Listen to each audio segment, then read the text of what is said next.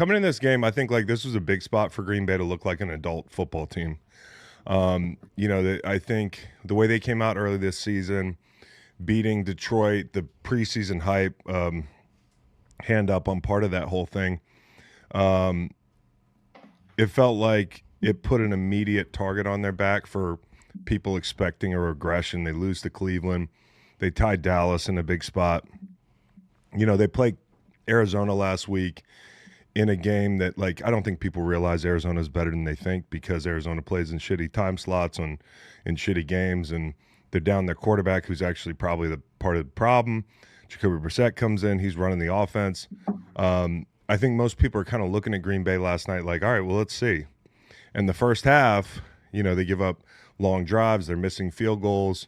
The offense is start and stop, which I think is the biggest complaint you have about a Green Bay offense is just the inconsistency. Both teams play at a really slow pace, so it's not the type of game that you want to get down 2 scores at the half to a Steelers team that, it's the Tomlin dog spot. It's the Tomlin home dog spot. It's the Tomlin off a terrible loss. Like, just had all the makings of a Steelers win. But in the second half, I saw the Jordan Love that has some people in the media talking about him like he's one of the next big things. And honestly, I'm not saying it had been since this game that I'm about to reference, but I remember the way they played against Kansas City 2 years ago in prime time. And it was just such a great game from Jordan Love, the offense, the whole thing. It was a big spot, primetime game. They did the same thing in the second half. How many straight completions did he have? 13, I think. 20? Yeah, I think it was 20. 20. Yeah. Which is another thing. Once you get the lead in a game like that, you can throw the ball, and if it doesn't hit the ground, you continue to work the clock and that sort of thing. So I just thought it was a great second half from this Packers team, a young team that I felt like grew up a little bit. It happens in little increments, and they beat the blitz all night. So, and that makes sense that Pittsburgh came out and said, we're going to blitz the fuck out of this guy. The backs had a really hard time in protection. That's why. But Jordan Love, 2 prayers that really kind of defined the game. The 3rd and 7 to Tucker Kraft, who was magnificent, had 150 yards after the catch, and then the Watson welcome back, deep shot, dropped in the bucket. It was awesome. That all 22 of that throw is insane, just rolling to his right and fires it across the field to the opposite hash, and it just gets over that outstretched hand of the safety. And speaking of Tucker Kraft, shout out Timberlake, South Dakota. They were talking about that during the broadcast all night. Yeah, he's got a great story, man. And after the game, it was like he was accepting an Oscar. Yeah. Yeah, it's pretty happy. He was like, it's just great to come out here and beat a great team in this great weather. I was like, you go, Tucker Kraft. The other guys in the circle were like, all right, buddy. But he is so valuable to that offense. Yeah. You talked about it on the ride over.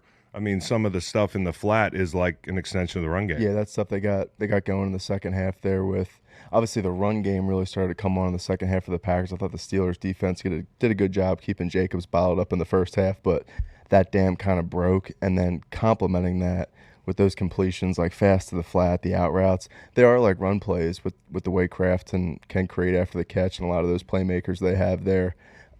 They were just playing really fast, Love was, in the passing game, and just really started to get that run game going. It's crazy in a game like this when Green Bay wins to look at the stats and see that Jacobs had 13 rushes for only 33 yards. He didn't get going. He didn't Yeah. get going. No. Wilson was the guy who Yep. got a little going. He had like 63 yards. But just seeing all the different weapons kind of like take part in that Green Bay offense other than Jacobs, and to see their offense work without the running game really like imposing their will, I think for defenses to come, and you're just like, It's a damn. great sign because you look at this team when Jaden Reed comes back, with Watson back, with Golden out there, with Wicks, with Kraft, like they've got, and not to mention Savion Williams, who has a touchdown in the red zone, who's a really good gadget guy, kick returner for them, big physical runner with the ball in his hands. The one thing I looked at the last couple of weeks, which, thankfully they have a really powerful running back because they've had trouble inside moving people off the ball, and they were rotating guards. in this game, which is kind of an abnormal deal.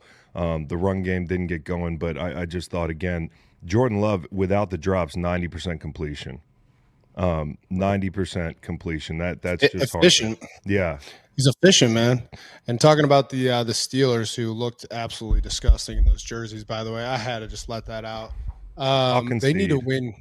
I mean, it is gross. I mean, I'm sure we'll get there in the mention. It just didn't look good last night. It looked good in the daytime last year. I think I saw it in the daytime, and then at night it just kind of didn't look. It looked like the Gotham, from like where the stadium explodes. It's the week of Halloween. Yeah. But talking about actual ball for the Steelers, like, they need to beat teams like with Steeler branded football, and they're not going to do that, giving up 35 points. I mean, I've kind of said that all year. It feels like an abnormal year for the Steelers defense, but also like they just need to be really efficient, and they're not. They're 1 of 10 on third down, which does not feel like that's Aaron Rodgers, historically. And then the thing that I think is so interesting too, it feels at times like the MVP of the Steelers offense is Chris Braswell or whatever the fuck, their kicker, and we all know how Oswell. We all know he's how only been there for 45 years. He's a serial killer. Yeah. No, I mean, Boz. he's one of the few that I like, but you just feel like he is kicking like 8 field goals a game, and so I'm looking at the red zone stats for the Steelers. They're 1 of 1. It's like they're just getting to like just outside the red zone and then just hitting these like 55 to 58 yard field goals.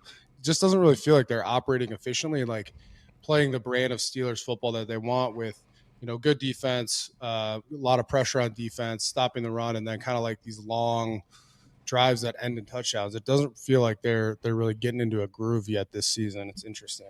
Yeah, you know what? And we talked about this, like, they got 1 home run threat in DK Metcalf who can catch the ball and run with it. We've talked about his route tree being kind of limited, but, unless you're feeding him go balls 2-3 times a game, I don't feel like you're really you're maximizing him on the field, and the lack of other playmakers is tough for them. I mean, if they are going to be buyers at the trade deadline, we were looking around and saying, hey, like, it'd be nice to find either a guy that can stretch the field or somebody underneath, and especially underneath, because, Nolan, you talked about this, the distance on their third downs last night in some spots, and just generally, like, they need to be more on schedule. You talk about, like, the brand of football they need to play.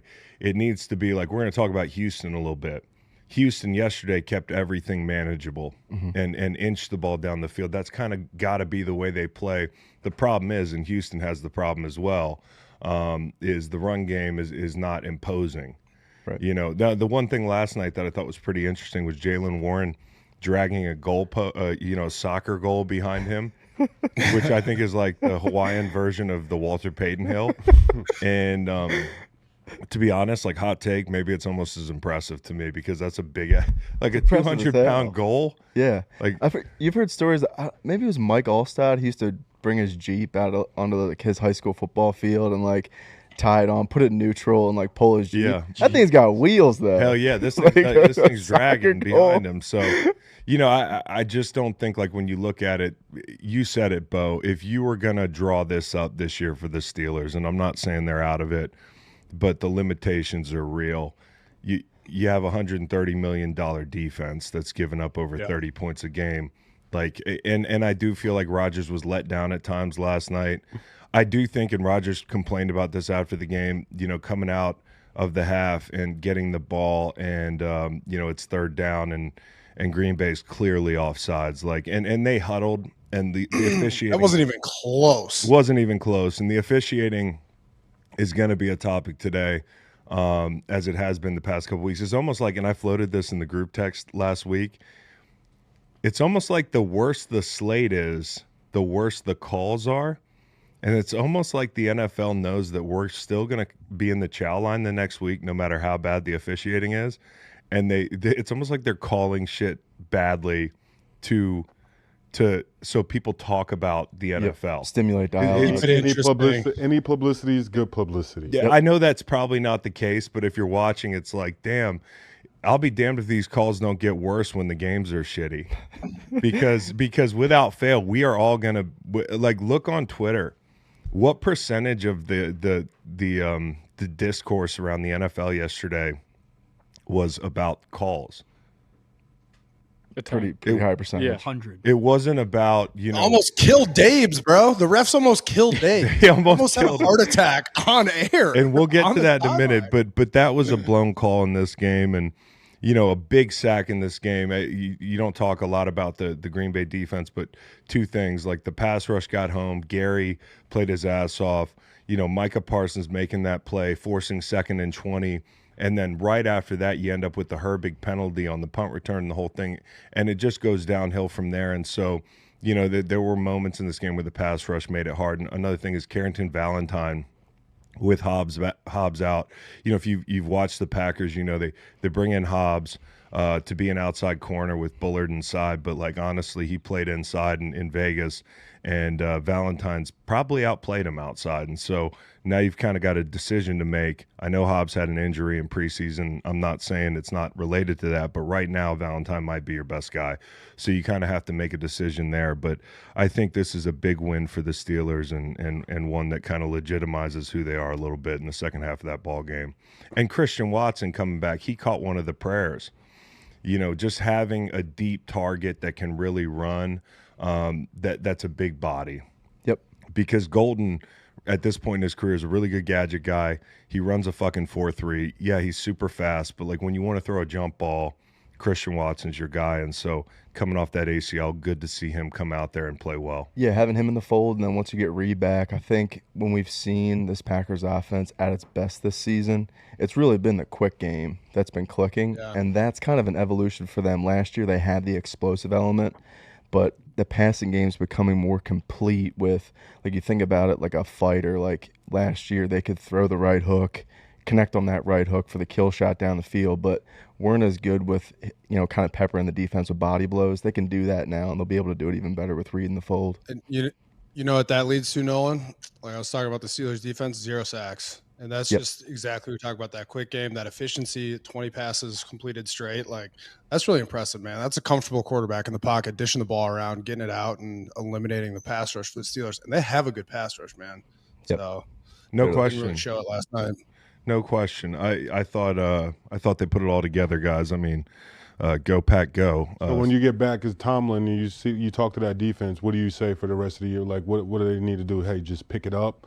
Just pick it up would be an understatement. I see guys missing tackles. Slay looked real bad on a play early on a missed tackle that ended up being a big, huge chunk yard play. And just like you said, if you're spending that much money on guys on defense, and right now that's the issue of your team, how do you move forward? Well, there's a lot of aging guys on that defense. I think that's one of the things is some of the names on paper sound really good. For sure. But, you're projecting the prime version of that player onto the field, and that's just not what's happening. And I also think the way the defense has been called at times this year has been really confounding. So I think it's a scheme issue. I think it's a bit of a personnel issue. And in the run game, they've just been inconsistent inside. So they did a good job in the run game last night, bottling up Jacobs and that sort of thing, but that hadn't been the case every week. So, depending on the week, somebody different takes a turn on this defense. Yeah, I agree with that, Chris. I think I do envision, I still have hope for the Steelers defense. I always love Steelers defense, man.